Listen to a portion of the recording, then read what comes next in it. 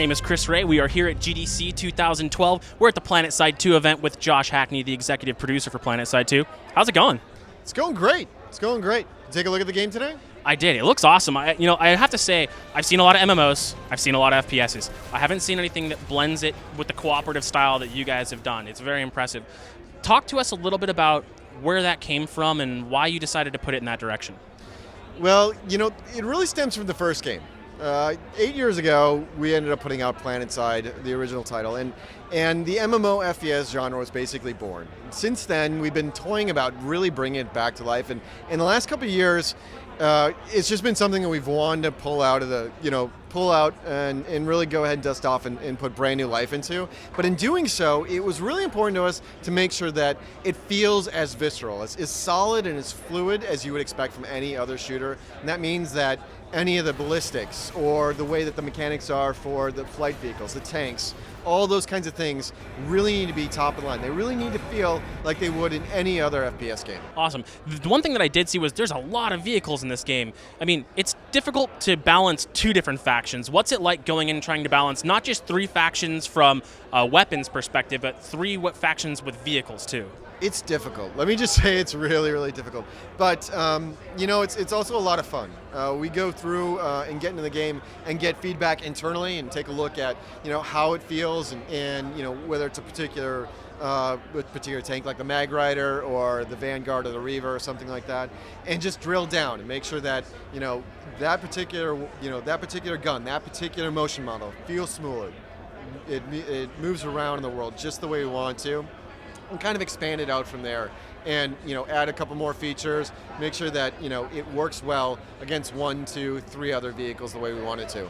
But it's an ongoing process. In fact, as we go forward, the real testament is when we go ahead and get thousands of other players all flying and fighting against each other simultaneously and getting us feedback on how it feels and how it runs on the server and everything else. It's just a growing process, and we're going to continue to refine it and polish it as we move forward. Very cool. We do know the game is free to play. What was the thought process and the decision behind putting it free to play? Because that's cool. No. Fair. I mean, can you argue with that?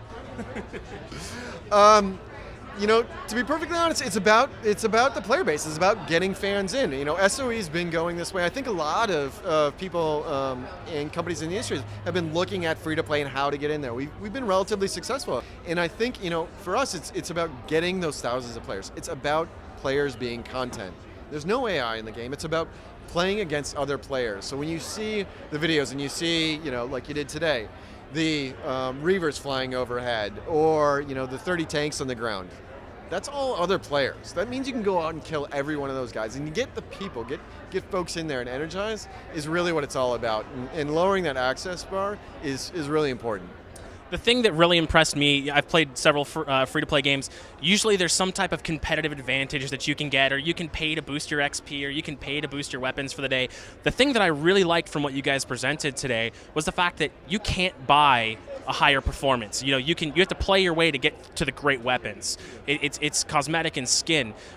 Was that a hard decision to make, or was that something that just felt more natural? I think it feels really natural. I mean, if you take a look at shooters today and what players expect, you want that even playing field. If you've been playing for 500 hours, I've been playing for 5 hours, you really want it to feel like I can get the drop on you. I can take that headshot and you're out. And players are willing to jump in there for convenience items. They're willing to pay money for cosmetics and side grades. Things of exactly the same level of power, but maybe some minor differences just to go ahead and support your play style, that kind of stuff. But nothing that's going to really overpower one way or the other. And it just seems like the natural way to go. To make sure that we and the consumers all feel pretty much on the same page as far as power consumption goes. It's something you have to earn, something that you invest some time in, and the more you put into the game, the more you get out of it from that level. During the presentation, I really got the sense that there's a very large scale of persistent battles going on in the game. That lends me to believe that there's a lot of people playing all at once. Are you playing with everybody in the same region, or are you splitting regions? How is that going to work?